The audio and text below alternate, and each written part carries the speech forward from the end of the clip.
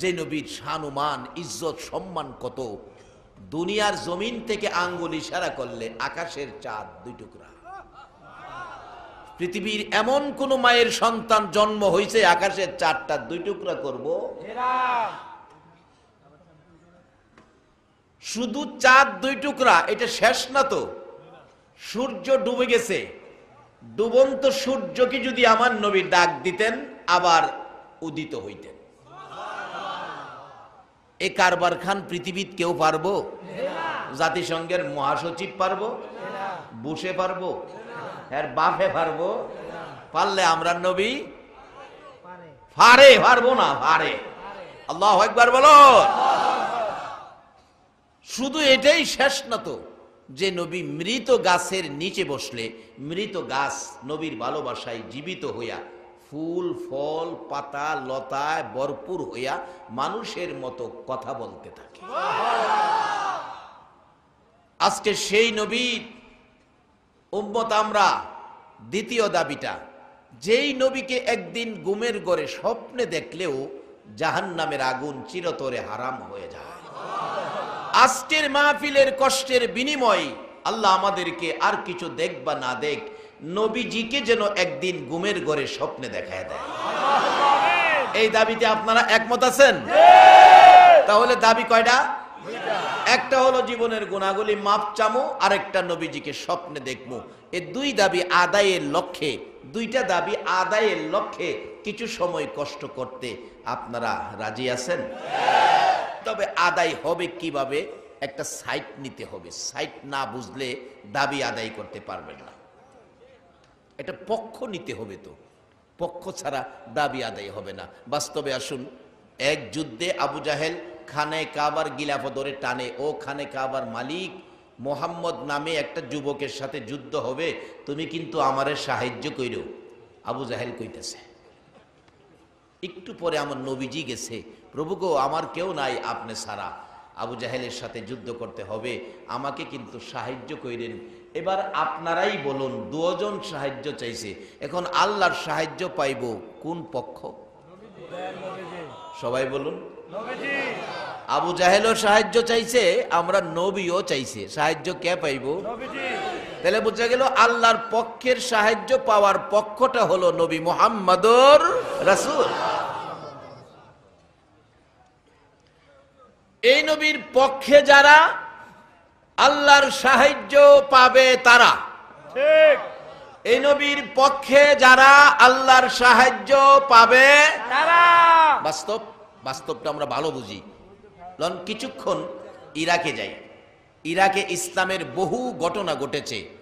একটা যুবক মুসলমান কিন্তু গরিব মানুষ, তার সংসার চালাইতেন। গরিব মুসলমান জুতা সেলাই করে সংসার চালায়, কিন্তু সন্ধ্যার দিকে জুতা সেলাই করে যা পয়সা রোজগার হয় হিসাব কিতাব করে তার থেকে 2 আনা 1 আনা 4 আনা এরকম পয়সা আলাদা করে জমা করে রাখে। উদ্দেশ্য হলো এই পয়সা দিয়া আমি একদিন মক্কা আর মদিনায় যাব।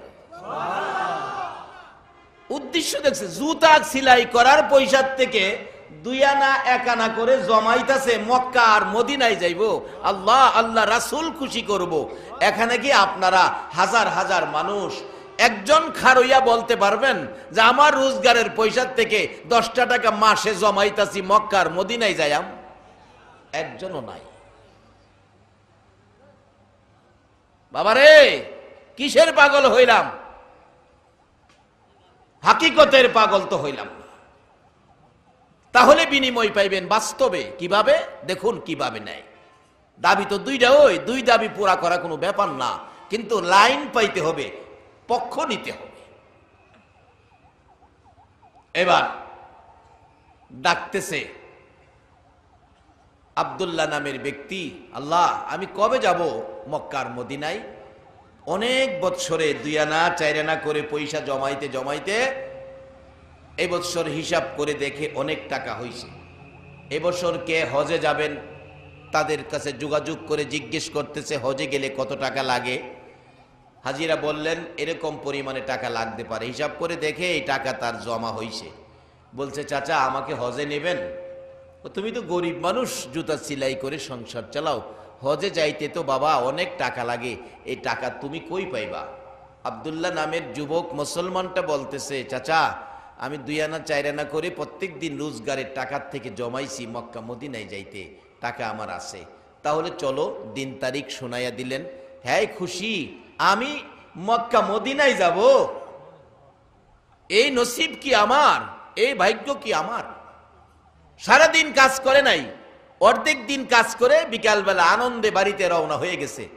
বাড়িতে যাইতে রাস্তার কিনারে দেখে একটা মরা দুম্বার থেকে একটা বুর্গা পরিহিত একজন ভদ্র মহিলা মরা দুম্বার গোশত কাইটা ব্যাগের ভিতরে ভরতেছে।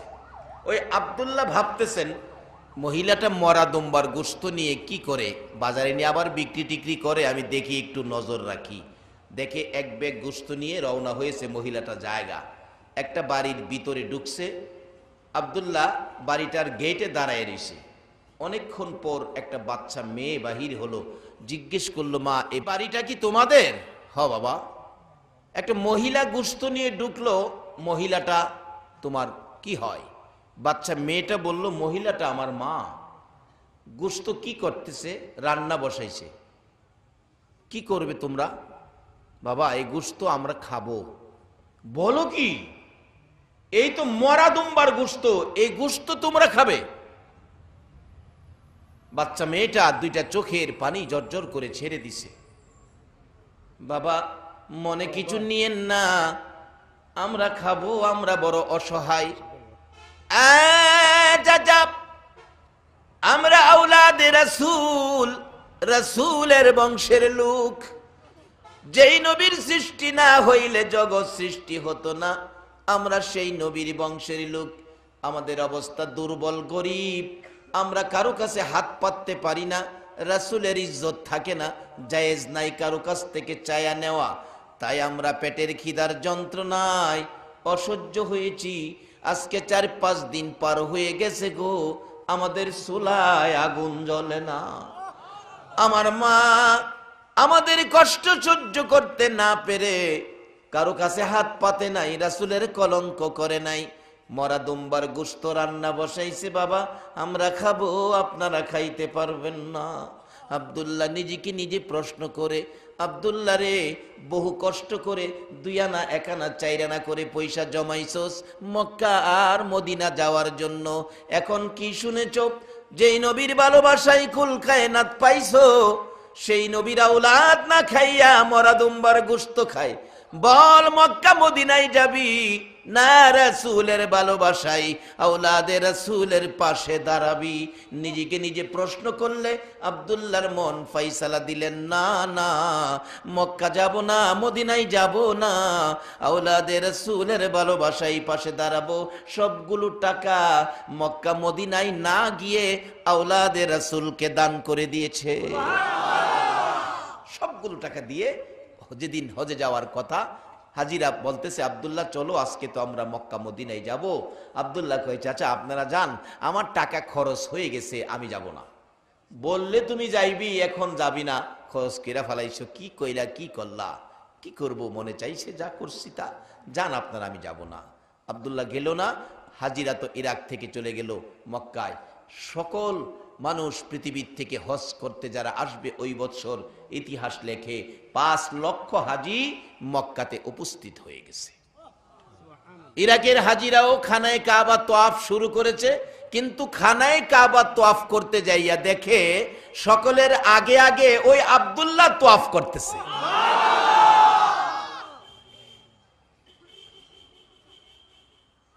ইরাকের হাজিরা তো আশ্চর্য, আর একই ব্যাপার, হ্যাঁ কইলেও আইতো না, এখন সকলের আগে সে তোয়াফ করতেছে।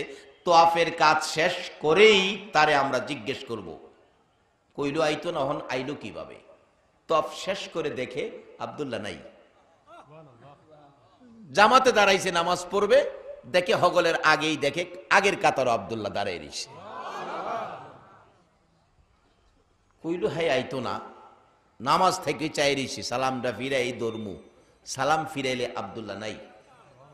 মদিনায় গেছে একই অবস্থা, নামাজের আগের কাতারে আব্দুল্লাহ।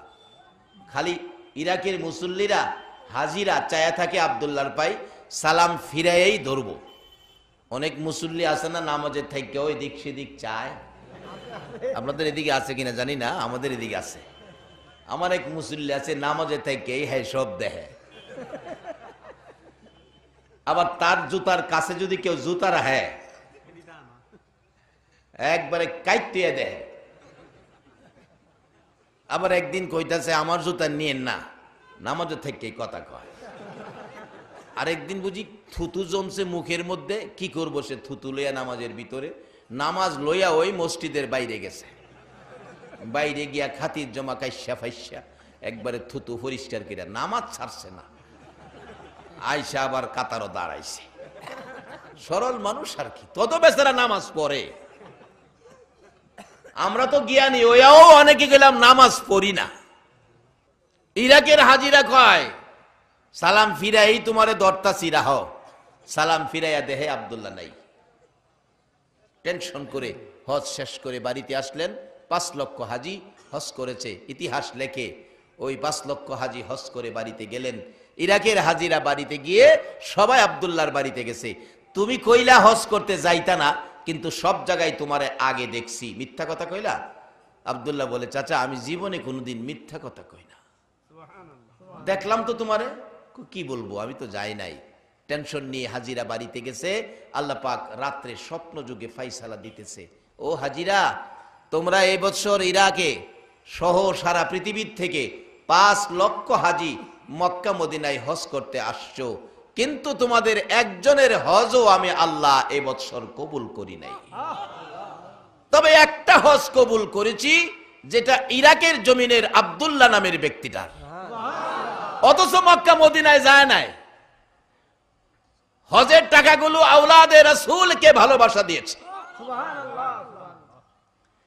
আরে হাজিরা, আমি যার ভালোবাসায় কুল কায়নাত সাজাইলাম, ওই নবীর আওলাদ, ওই নবীর বংশের ভালোবাসায় হজের টাকাগুলো আওলাদে রাসূলের বাড়িতে পৌঁছাইয়া দিল। আব্দুল্লাহ মক্কা মদিনায় আসলো না, সব টাকা দিয়ে দিল। আমি আল্লাহ সহ্য করতে পারলাম না, মক্কা মদিনার থেকে ইরাকের আব্দুল্লাহর জন্য মক্কা মদিনার হজ প্যাকেট করে আব্দুল্লাহর বাড়িতে পাঠাইয়া দিয়েছি।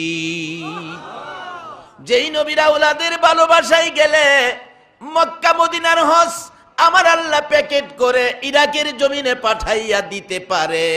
আজকে সেই নবীর ভালোবাসায় কিছু সময় দিতে পারলে আমাদের 2 দাবি কি আমার আল্লাহ পুরা করতে পারবে না?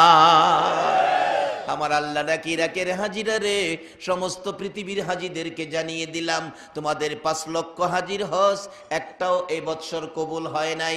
শুধু আব্দুল্লাহর হজ ইরাকে জমিনে রেখে আওলাদে রাসূলের ভালোবাসার বিনিময় কবুল করেছি। ওই হজটা কবুল করতে যাইয়া তোমাদের 5 লক্ষ হাজির হজ আমি আল্লাহ কবুল করেছি। ইরাকে রাইখা যে আল্লাহ মক্কা মদিনার হজ কবুল করতারে, আজকে কি আপনাদের শাহরাস্তির জমিনে আমার আল্লাহ 2 দাবি পুরা করতে পারে না? সেই 2 দাবি পুরা করার লক্ষ্যে আসুন আমরা একটু কষ্ট করে আলোচনা, আমি পবিত্র কোরআন শরীফ হাদিস শরীফ থেকে যা তেলাওয়াত করেছি, আল্লাহ যেটুকুন তৌফিক দিবেন আমি সেটুকুন আলোচনা করব। সরাসরি আলোচনায় ঢুকে যাই মহব্বতে। আর একটু দরুদ শরীফ পড়ুন, আমি আলোচনায় ঢুকে যাই। আল্লাহুম্মা মাওলানা মুহাম্মদ ওয়া আলা আলি সাইয়্যিদিনা মাওলানা মুহাম্মদ আল্লাহুম্মা সাল্লি মাওলানা মুহাম্মদ ওয়া আলা আলি সাইয়্যিদিনা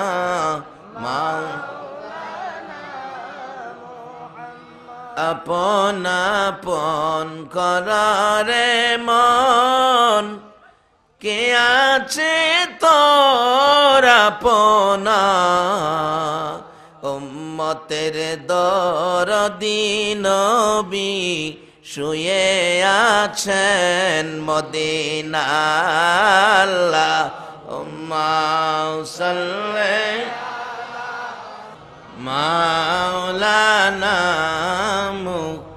বালাগাল উলা বিকামালিহি কাশাফাদ দুজা বিজামালিহি হাসনাত জামিউ খিসালিহি সাল্লাল্লাহু। বাবারা ভাইরা, আলোচনা অনেক শুনেছেন। আমি শেষের দিকে আপনাদের সাথে সাক্ষাৎ। এই এলাকায় আমি আর আসি নাই। আপনাদের জন্য আমিও নতুন, আমার জন্য আপনারা নতুন। কি আলোচনা করব আমি ভাবতে পারতেছি না। যাই হোক, আমার থেকে আমি আল্লাহর ইচ্ছায় মদিনাওয়ালার দয়ায় যেই আয়াতটুকুন কোরআন শরীফ থেকে ছোট্ট ছোট্ট কয়েক টুকরা হাদিস শরীফ থেকে তেলাওয়াত করেছি, আল্লাহ যেটুকুন তৌফিক দিবেন আমি সেটুকুন আলোচনা করব। পবিত্র কোরআন শরীফ থেকে সর্বপ্রথম আমার তেলাওয়াত ছিল কুল্লু নাফসিন যায়িকাতুল মাউত। আল্লাহ পাক সকল প্রাণীর উদ্দেশ্যে একটা ঘোষণা দিয়েছেন, সকল প্রাণী একদিন মৃত্যুর কূলে ঢলে পড়তে হবে। আমরা সকলকে যে একদিন মরতে হবে, এই কথাটা কি রাইট? ঘোষণাটা কে দিলেন? কোরআনের কথাগুলো কার? জমিনটা যার, ঘোষণাটা তার। জমিনটা যার, ঘোষণাটা তার। এই জমিনের মালিক সবাই যে কয় না, নাকি আপনারা ওয়ারুকের মানুষ? হায় হায়, কত মানুষ জমি কিনে নিজের নামে দলিল করছে, খাজনা দিয়া নিজের নামে খারিজ করাইছে, মালিক হইতো। এরপরেও খাজনার জায়গায় খাজনা, দলিলের জায়গায় দলিল, খারিজের জায়গায় খারিজ পইরা রইছে। শুধু 3 টুকরা কাফন পরে, এরপরেও খাজনার জায়গায় খাজনা, দলিলের জায়গায় দলিল, খারিজের জায়গায় খারিজ পইরা রইছে। শুধু 3 টুকরা কাফন পরে মাটিতে যাইয়া মিশে গেছে। ঠিক কিনা? বোঝা গেল এই জমিনে থাকা যাইব কিছুদিন, কিন্তু মালিক হওয়া, মালিকটা আসলে মালিকটা কে? যার জমিন সেই ঘোষণা দিয়েছে, তোমরা আমার জমিন একদিন ছেড়ে দিতে হবে। আমি যদি ভৈরব থেকে আপনাদের শাহরাস্তি বাসা ভাড়া করি, যার বাড়িতে ভাড়া থাকি, সেই যদি ঘোষণা দেয় তোফাজ্জল সাহেব আগামী মাসে আমার বাড়ি ছেড়ে দিতে হবে, আমি কি জোর করে থাকতাম? কারণ বাড়ি যার, ঘোষণা তার। আগামী মাসে আমার বাড়ি ছেড়ে দিতে হবে, আমি থাকতে পারবো না। তাইলে আজকে কোরআন শরীফে সকল প্রাণীর উদ্দেশ্যে একটা ঘোষণা হয়েছে, কুল্লু নাফসিন যায়িকাতুল মাউত। সকল প্রাণী একদিন মৃত্যুর কূলে ঢলে পড়বে। বলুন, ঘোষণাটা কার? জাগা জমিন যার, ঘোষণাটা। এই ঘোষণা অমান্য করার ক্ষমতা কি আপনাদের কারো আছে? ঘোষণা অমান্য করবেন? আপনার মাথার কালো চুল সাদা হইতেছে, একটা সাদা চুল কালো করার ক্ষমতা আপনার আসেনি। অনেকে মনে মনে কইবে হুজুর ওখানে আছে, ওখানে আছে হুজুর, আছে গোরামারহা, আছে গোরামারহা, গোরামার্কা আছে না? কি কি কলব, গোরামার্কা কলব মাইরা কালা হইছে, কিন্তু হ্যাঁ খুব স্বাদ যে বিকাল বেলা গোরামার্কা মাইরা বাড়িত গিয়া বাচ্চার মারে কই দেখছো আমি কি আর আমি আছি? কেমন মনে হয় তোমার? বাচ্চার মাকে খুব খুব সকালবেলা ঘুমের তুইটা দেহে গুড়ি দিয়া সাদা আবার বাইরিছে, সাদা বাইরিয়া কয় আমারে যতই কালি মারো আমি গেলাম যেই সেই। দেখবেন একটু সাদা একটু কালা, মাঝখানে একটু লাল। কন্ত এটা কি সুন্দর দেখা যায় না বিশ্রী দেখা যায়? শিয়ালের লম্বার মতো দেখা যায়। কিন্তু আল্লাহ যা দিছে তার উপর কারো কোনো ক্ষমতা নাই। তাই সেই মালিক ঘোষণা করেছে সকলকে একদিন মৃত্যুর কূলে ঢলে পড়তে হবে। আমরা কি সেই কথাটা মানলাম? তাহলে ওয়াজ এখানে সংক্ষেপ করি, না হয় সময় বেশি লাগবো, এর মধ্যে ওয়াজ করলে 2 ঘন্টা যাবো, আমি সংক্ষেপ করছি। আমরা যে মরে যাব এই কথাটা সকলে মানলাম তো? যদি না মানেন আল্লাহ আরো ওয়াজ করব, আরো ওয়াজ। কি ওয়াজ করব? কোরআন শরীফ, খুলিকাল ইনসানু যায়ীফা, এই মানুষ আমি তোমরারে দুর্বল কইরা বানাইছি। যদি জিগান দুর্বল কইরা কেন বানাইলেন, এ কথাই কইব তোমরা তো মইরা যাইবা গা, মইরা যাইবা গা, এটারে তো সবল কইরা লাভ নাই। যেমন বাস্তবে আসুন, আজকে এত বড় প্যান্ডেল মাত্র কয়েকটা বাঁশের খুঁড়ি দিছে। আচ্ছা, এত বড় টিনের ঘর যদি করতো, খুঁড়িগুলি কি এরকম হালকা দিত? তাইলে আজকে এত বড় প্যান্ডেলের খুঁড়ি এত হালকা, এত কম খুঁড়িতে বানাইলো কেন? কেন? কারণটা কি? এইটা অল্প সময়, কালকা সকালে ভেঙে লাইব, সুযোগ পাইলে রাইতে ভেঙে লাইব। এই জন্য এটারে হালকা করে কয়েকটা বাঁশের খুঁড়ি দিয়া বানাইছে। কেন? এটা ভেঙে লাইব। আল্লাহ কো তোমরাও দুর্বল করে বানাইছি, কেন? তোমরা মইরা যাইবা। যদি জিগান হুজুর বাঁশের খুঁটি দিয়া ভেঙে লাইব দিকে বানাইছে, আল্লাহ আমরা মইরা যাবো দিকে, আমরা কি দা বানাইছে? লন জিগাই আল্লাহ রে, আপনারা আসেননি, রাজি আছেননি? কারণ অন্য নবীর উম্মতের আবার আল্লাহরে কিছু জিগাইবার সাহস পাইছে না, আখিরি নবীর উম্মতে জিগাইবার সাহস আছে।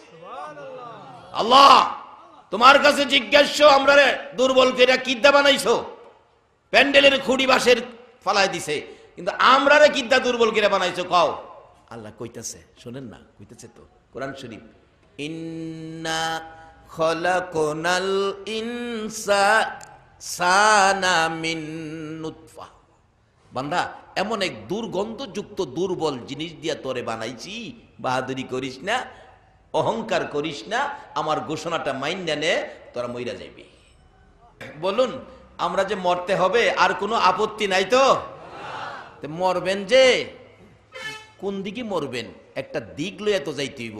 আল্লাহ পাক একটা দিক আমাদের উদ্দেশ্যে ঘোষণা করেছেন, সেই দিকটা কি?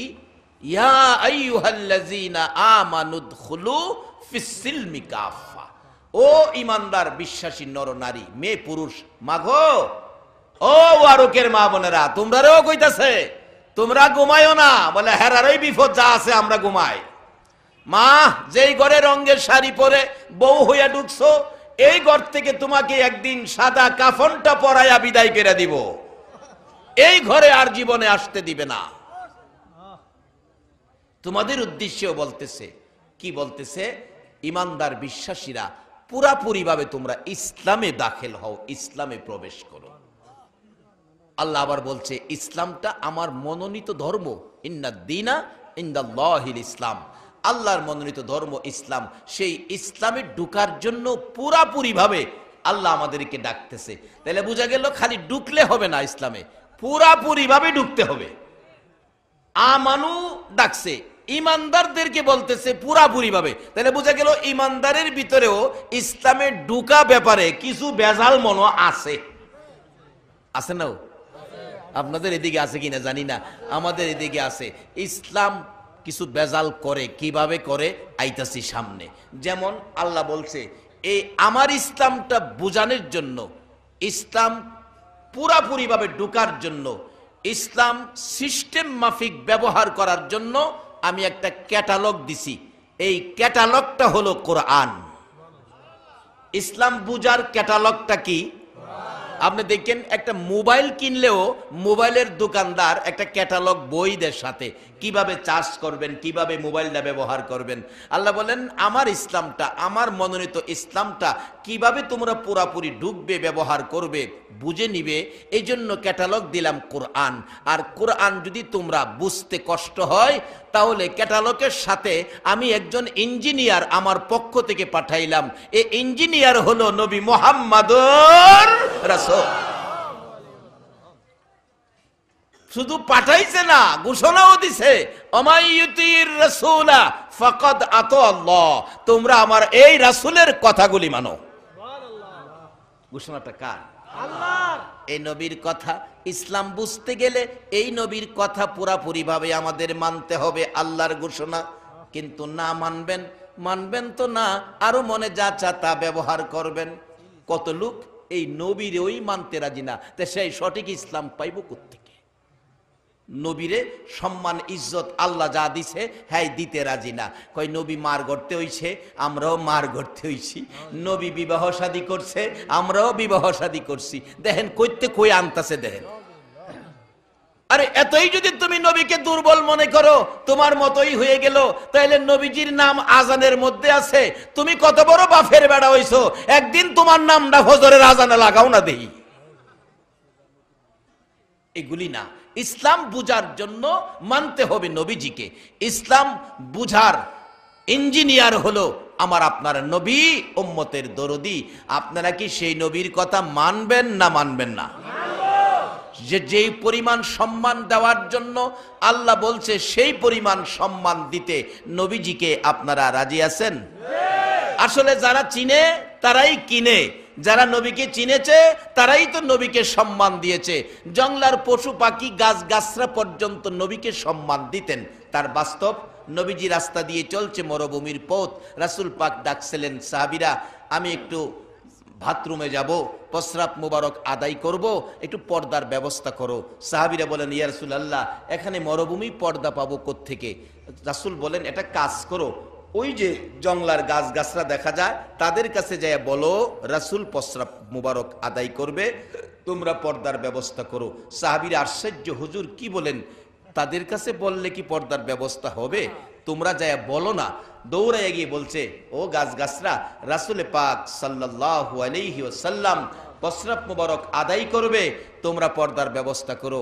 সাহাবায়ে কেরাম বলেন, একথা বলতে দেরি গাছগুলো মাটির থেকে উঠে পাখির মতো উইরা আমাদের আগে গিয়ে রবিয়ে পাকের চারপাশে ঘেরাও করে ফেলেছে। এটা গাছ পর্যন্ত নবী চিনে, নবীকে বেশ কম চোখে দেখে না।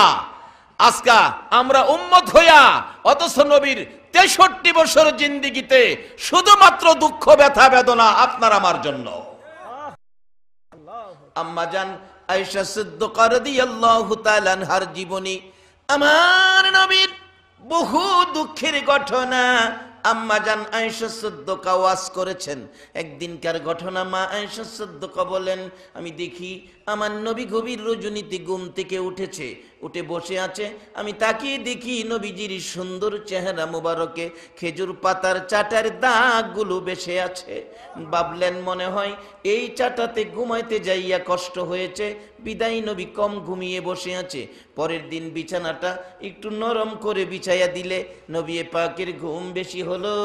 ঘুম থেকে উঠে আমার নবী কান্দে গো গাল বাসাইয়া, দুইটা চোখের পানি গাল বেশে, জামা কাপড় ভিজতেছে, এতিমের মতো নবী কাঁদতেছে। আম্মা জান আয়েশা সিদ্দিকা বলেন, ইয়া রাসূলুল্লাহ এইভাবে কোন ব্যথায় কোন দুঃখে কান্দেন জানতে চাই। আমার নবী বলেন, আয়েশা রে বিছানা নরম করে দিয়েছ রে আয়েশা, আজকে আমার ঘুম বেশি হয়ে গেছে। হুজুর কেন বিছানা নরম করে দিব না? কালকে আপনার চেহারা মুবারকে খেজুর পাতার চাটার দাগ দেখে আমার কষ্ট হয়েছে, বিদায় আমি আয়েশা বিছানা নরম করে দিয়েছি। আমার নবী কান্দে, রে আয়েশা না রে, আর কোনদিন আমার বিছানা নরম করে দিও না। এই নরম বিছানা পাইয়া আমি নবীর ঘুম আজকে বেশি হয়ে গেছে। এইভাবে নরম বিছানা পাইয়া যদি আমি নবী সারা রাত ঘুমাইয়া থাকি গো, কোন সময় আমার গুনাহগার উম্মতের নাজাতের কান্না কাঁদব।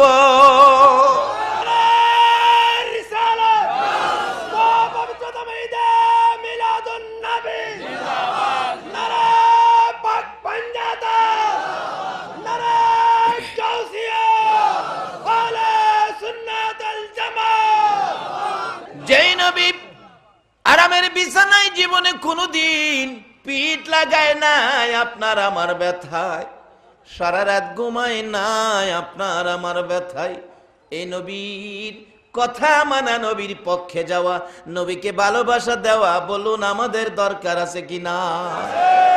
আম্মা জান আয়েশা সিদ্দিকা বলেন, শুধু এটাই শেষ নয়, আমি নবীজির শত শত ঘটনা উম্মতের ব্যথার খবর আমি আয়েশা বলতে পারি। একদিনকার ঘটনা না বললেই হয় না। আমার নবী গোসল করে হুজরায় ঢুকলে অনুমতি চাইলেন মা আয়েশা সিদ্দিকা, ইয়া রাসূলুল্লাহ আপনার চেহারা মুবারকে তোল মালিশ করব, অনুমতি দেন। অনুমতি পাইয়া তোল মালিশ করার জন্য কাছে বসে দেখে গো আমার নবীর চেহারা এত সুন্দর, চোখ ফিরানো যায় না। এক নজরে তাকিয়ে দেখে, মাঝে মাঝে দেখে গো কালো কালো দাগ চামড়ার ভিতরে গর্ত হইয়াছে। আঙ্গুল টুকুন ওই গর্তের উপর রেখে প্রশ্ন করতেছেন আম্মাজান আয়েশা সিদ্দিকা, ইয়া রাসূলুল্লাহ, এই দাগগুলো এত সুন্দর চেহারার মধ্যে কোত্থেকে আসলো? হুজুর, ছোটকালে কি কোথাও কোনো ব্যথা পেয়েছিলেন? ছোটকালের ব্যথার দাগ বড় হইলেও যায় না। আমার নবী মুখটা ফিরাইয়া মা আয়েশার দিকে তাকাইয়া চোখের পানিগুলো এতিমের মতো জর্জর করে ছাড়তেছে। আয়েশা গো, এ দাগের কথা আমারে প্রশ্ন কইরো না গো আয়েশা, এই দাগের কথা মনে হইলে আমার কলিজা মানে না। রে আয়েশা, এই দাগগুলো ছোটকালের ব্যথার দাগ নয় রে, এই দাগগুলো হলো তাইবের জমিনের যুবকদের পাথরের আঘাতের দাগ। বিনা অপরাধে, বিনা দোষে, বিনা কারণে রে আয়েশা আমাকে চারদিক ঘেরাও করে চারদিক থেকে পাথর মারলো রে। এত অনুরোধ করেছি যুবকেরা রে, আমারে কোন অপরাধে মারো, কোন দোষে তোমরা এইভাবে আমারে মারো, আর মাইরো না, আমি সহ্য করতে পারি না। তোমরা কি জানো না আমার মা নাই, আমার বাবা নাই? আরে আয়েশা কোনো কথাই তারা শুনলো না। আমাকে মারতে মারতে 3 বার করে বেহুশ করেছে। ওই পাথরের আঘাতের দাগগুলো আমার চেহারায় লেগে আছে। আম্মাজান আয়েশা সিদ্দিকা বলেন, ইয়া রাসূলুল্লাহ, এই দাগগুলি যদি তায়েবের জমিনের মায়ের দাগ হয়, এই দাগ দেখলে এখন আমারও ব্যথা হবে, দুঃখ হবে। হুজুর, আমি জানি আপনার দোয়া আমার আল্লাহ কবুল করেন, একটু দোয়া করে দেন দাগগুলি যেন আমার আল্লাহ পরিষ্কার করে দেয়। আমার নবী কান্দে, রে আয়েশা, না, এই কথাটা আমার আর কোনোদিন বলবি না রে। এই কষ্টের মায়ের দাগ আমি দোয়া করে পরিষ্কার করব না। হাসরের জমিন যেদিন কায়েম হবে রে, আধা দুপুরে সূর্য নেমে আসবে, সূর্যের তাপে মাটি তামা হয়ে আগুন জ্বলতে থাকবে, পানির পিপাসায় জিহ্বা বাহির হইয়া পায়ের নিচে চলে যাবে, মগজ গলে গলে নাকে মুখে কানে দিয়া বাহির হবে। ওই দিন আমার গুনাহগার উম্মতেরা রে, নবী কই, নবী কই বলে কাঁদবে। এই কান্নার আওয়াজ যখন আমার কানে লাগবে রে আয়েশা, আমি নবী সইতে পারবো না। আরে দয়ালো নবী, প্রেমের ছবি আর আসবে না জগতে। বলুন, দয়ালো নবী, প্রেমের ছবি আর আসবে না। 63 সাল জিন্দিগি কাছে বলে উম্মতি, 63 সাল জিন্দিগি কাছে বলে উম্মতি, এখনো কান্দে শুয়ে মদিনাতে নবী, এখনো কান্দে শুয়ে মদিনাতে। দয়ালো নবী, প্রেমের ছবি আর আসবে না জগতে। আমার দয়ালো নবী, প্রেমের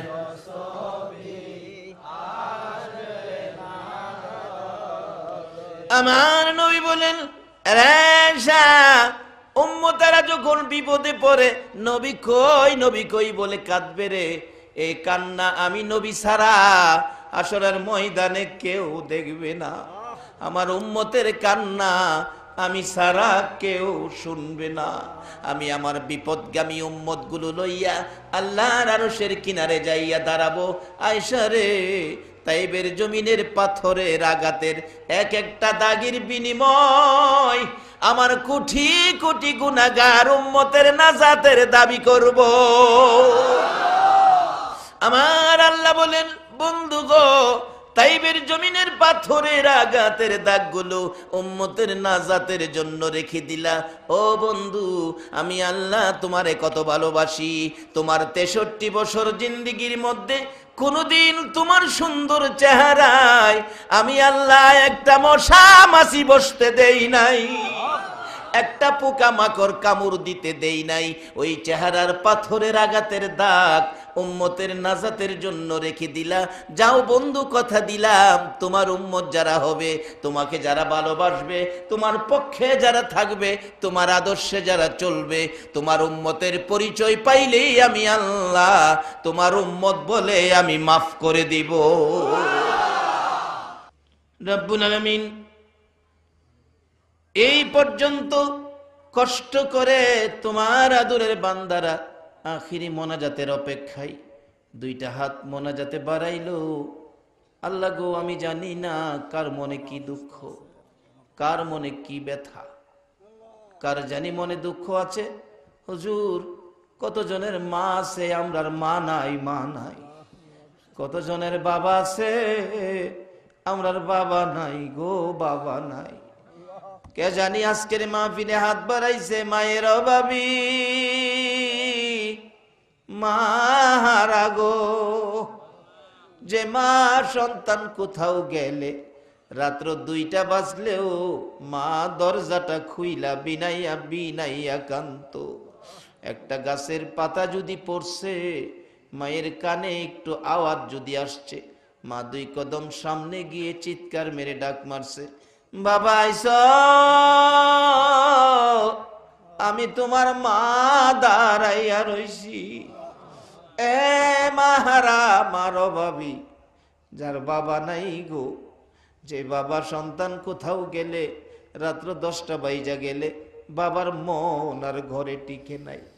বাবা ডাকছে, হারিকেনটা ধরাইয়া দাও গো, দেখি আমার সন্তান কই। বাস স্ট্যান্ড যায়া দাঁড়াইয়া রইছে, এখনো কেন আমার বাবা আসে না। একটা বাস যদি স্ট্যান্ডে লাগছে, বাবা দৌড়াইয়া দরজার কিনারে দাঁড়াইছে। কত মানুষ নামলো, সন্তান নামলো না। বাবা চোখের পানি ছেড়ে কান্দে, মাবুদ কই গো আমার আদুরের সন্তান। কত মানুষ আইলো, আমার বাবা তো আইলো না। এ বাবার অভাবী কে জানি হাত বাড়াইছে গো, এ বাবার কথা কেমনে বুইলা গেছো। এ মার দরদিরা, মার অভাবীরা গো, মার কথা কেমনে বুইলা গেছো গো। একটা মায়ের অভাবী ছেলে দেখেছি, কি ব্যথা তার মনে। 6-7 বছর বয়স, মা বাচ্চা হবে, ডেলিভারি। এলাকার মহিলারা কয়, হসপিটালে যান তাড়াতাড়ি, আপনার অবস্থা ভালো না। মা বুরগা পরে বিকালবেলা রওনা হয়েছে, হসপিটালে যাবে। ছেলেটার সামনে দাঁড়াইয়া ডাকে, মা কই যাইবা গো, আমারে কিছু কইলা না গো মা। তুমি না কোথাও গেলে আমারে আগে জামা কাপড় পরাইতা, তারপরে নিজে বুরগা লাগাইতা। আজকে আমারে কিছু না কইয়া বুরগা লাগাইছো, কই যাইবা তুমি? বাবা গো, আমি হসপিটালে যাব, আমার অবস্থা বলে ভালো না। ছেলেটা ডাকতেছে, মা দেরি করো না, তাড়াতাড়ি আইসো, তুমি না আসলে আমি কার গলায় ধরে ঘুমাবো গো মা। মা চোখের পানি ছেড়ে ছেড়ে ডাকে, বাবা জানি না রে বাবা, ভাগ্য যদি ভালো হয় বাড়িতে ফিরে আসবো, মায়ের গলায় ধরবি। ভাগ্য যদি খারাপ হয় জীবনে আর মার মুখ দেখবি না। আল্লাহ, যারা পরীক্ষা দিতেছে কামিয়াবি দান করে দাও। যারা লেখাপড়া করে লেখাপড়ায় বরকত দিয়ে দাও। যাদের ছেলে মেয়ে দিয়েছো, ছেলে মেয়েদেরকে নেক হায়াত বাড়াইয়া দাও। ছেলে মেয়েদেরকে অকালে মৃত্যু দিও না। মা বাবার কলিজায় আগুন জ্বালাইও না। ছেলে মেয়েদের মুখে এতিমের দাগ লাগাইও না। ছেলে মেয়েদের মা বাবার হায়াত বাড়াইয়া দাও। আল্লাহর একটা দরখাস্ত করি, গৌসে পাকের রুহানি ফয়েজ আমাদেরকে নসিব করে দাও। আজকের মাহফিলের কষ্টের বিনিময় আর কিছু দাও বা না দাও, তোমার নবীরে একদিন ঘুমের ঘরে স্বপ্নে দেখাইয়া দাও। নবীজিকে স্বপ্নে দেখাইয়া আমাদের কলিজা ঠান্ডা করে দাও গো আল্লাহ। মা বোনদেরকে রাবিয়া বসরির মতো বানাইয়া দাও। আল্লাহ, মাহফিল শেষে যারা যেখানে যাবে সহি সালামতে পৌঁছাইয়া দাও। মাবুদ, 15তম বার্ষিকী মাহফিল বিদায় হয়ে যায়। এই মাহফিল তোমার কুদরতি হাতে দিয়ে গেলাম, কিয়ামত পর্যন্ত এই মাহফিল তুমি কায়েম রাখো গো আল্লাহ। এই মাহফিলে যারা আসছে আসবে, সাহায্য সহযোগিতা করেছে করবে, সকলকে তুমি কাল কিয়ামতে নবীর গোদারায় উঠাইয়া ফুলসিরাতের ফুল পার করে দিও গো আল্লাহ। এ আল্লাহ, মাহফিলের উসিলাই 3 দিনের মধ্যে এলাকায় রহমতের বৃষ্টি দাও গো আল্লাহ। আল্লাহ 3 দিনের মধ্যে রহমতের বৃষ্টি দাও গো আল্লাহ। তোমার নবীর আশিক পাগলদেরকে রহমতের বৃষ্টি দিয়ে শান্তি করে দাও গো আল্লাহ। মাবুদ, এই মাহফিলটা কিয়ামত পর্যন্ত তুমি কায়েম রাখো গো আল্লাহ। যতগুলো দরখাস্ত করলাম মাহফিলের উসিলাই, দুরুদ ও সালামের উসিলাই, ইয়া আল্লাহ গাউসে পাকের নেঘা রুহানি ফাইজের উসিলাই আমাদের সবগুলো দরখাস্ত কবুল আর মঞ্জুর করো গো আল্লাহ। ওয়া সাল্লাল্লাহু তাআলা আলা খায়রি খালকিহি মুহাম্মাদিন ওয়া আলা আলিহি ওয়া আসহাবিহি আজমাইন বিহাক্কি লা ইলাহা ইল্লাল্লাহু মুহাম্মাদুর রাসূল সাল্লাল্লাহু